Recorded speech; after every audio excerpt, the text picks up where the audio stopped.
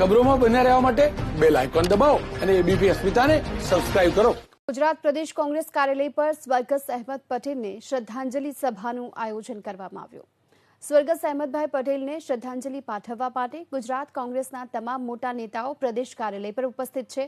પ્રભારી રાજીવ સાતવ, પ્રદેશ પ્રમુખ અમિત ચાવડા, નેતા વિપક્ષ પરેશ ધાનાણી, ભરતસિંહ સોલંકી, અર્જુન મોઢવાડિયા સહિતના કોંગ્રેસના ધારાસભ્યો અને કાર્યકર્તાઓ ઉપસ્થિત રહ્યા। जानते थे मेरे फादर हर दफ़ा अगेंस्ट थे कि मैं और मेरी बहन पॉलिटिक्स में आए, और जब हम पिछले एक हफ्ते 10 दिन से जब इतने लोगों को हमें मिले, हमने पापा की असली जो लेगेसी है हमने समझा। पापा की लेगेसी को अगर आगे बढ़ाना है वो है समाज का काम करना और गरीबों के लिए काम करना। मिनिस्ट्रियल पोस्ट, MP, MLA, पापा कभी इस पोस्ट के पीछे नहीं जाते थे। उनकी लेगेसी को फॉरवर्ड ले जाना है तो समाज के लिए काम करना है और गरीबों के लिए काम करना है, यही हम चाहेंगे। तो गुजरात प्रदेश कांग्रेस कार्यालय पर आज अहमदभाई ने श्रद्धांजलि आपवा माटेनो कार्यक्रम વધુ વિગતો મેળવીએ। સંવાદદાતા હિરેન રાજગુરુ આપણી સાથે જોડાઈ ચૂક્યા છે। હિરેન, શ્રદ્ધાંજલિ આપવામાં આવી રહી છે, અત્યાર સુધીમાં કોને કોને શ્રદ્ધાંજલિ આપી અને શું કાર્યક્રમ?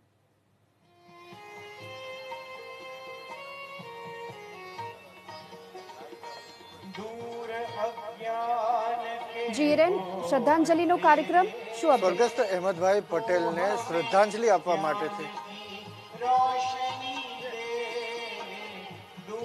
સ્વર્ગસ્થ અહેમદભાઈ પટેલને શ્રદ્ધાંજલિ આપવા માટે થઈ અને પ્રદેશ કોંગ્રેસ દ્વારા આયોજન કરવામાં આવ્યું છે। શ્રદ્ધાંજલિ સભાનું શાહીબાગ ખાતે જે સરદાર સ્મારક આવેલું છે ત્યાં આ શ્રદ્ધાંજલિ સભાનું આયોજન કરવામાં આવી રહ્યું છે। આપ દ્રશ્યની અંદર જોઈ રહ્યા છો કે ગુજરાત પ્રદેશ કોંગ્રેસના તમામ મોટા નેતાઓ અહીંયા ઉપસ્થિત છે। તેમની સાથે ગુજરાત પ્રદેશ કોંગ્રેસના પ્રભારી રાજીવ સાતવ પણ અહીંયા ઉપસ્થિત છે, સહપ્રભારી પણ અહીંયા ઉપસ્થિત છે। શંકરસિંહ વાઘેલા, ગુજરાતના પૂર્વ મુખ્યમંત્રી, એ પણ અહીંયા પહોંચ્યા છે। સ્વર્ગસ્થ અહેમદભાઈ પટેલના પુત્ર ફૈઝલ પટેલ પણ અહીંયા ઉપસ્થિત છે। ગુજરાતના તમામ મોટા નેતાઓ, પદાધિકારીઓ, જે ફ્રન્ટલ ઓર્ગેનાઇઝેશન છે કોંગ્રેસની, જેવી કે મહિલા કોંગ્રેસ, યુથ કોંગ્રેસ, NSUI, સેવા દળ, આ તમામ જે ફ્રન્ટલ ઓર્ગેનાઇઝેશન છે તેમના વડાઓ પણ અહીંયા ઉપસ્થિત છે, કાર્યકરો પણ અહીંયા ઉપસ્થિત છે અને સ્વર્ગસ્થ અહેમદભાઈ પટેલને શ્રદ્ધાસુમન અર્પણ કરવા માટે અહીંયા તમામ લોકો પહોંચી રહ્યા છે। મોટાભાગના ધારાસભ્યો પણ અહીંયા ઉપસ્થિત છે।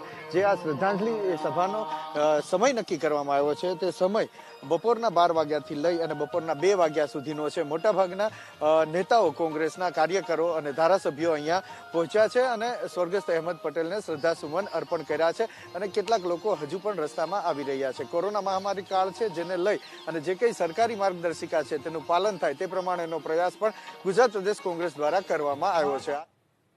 જી હિરેન, આભાર આપનો આ સમગ્ર માહિતી બદલ।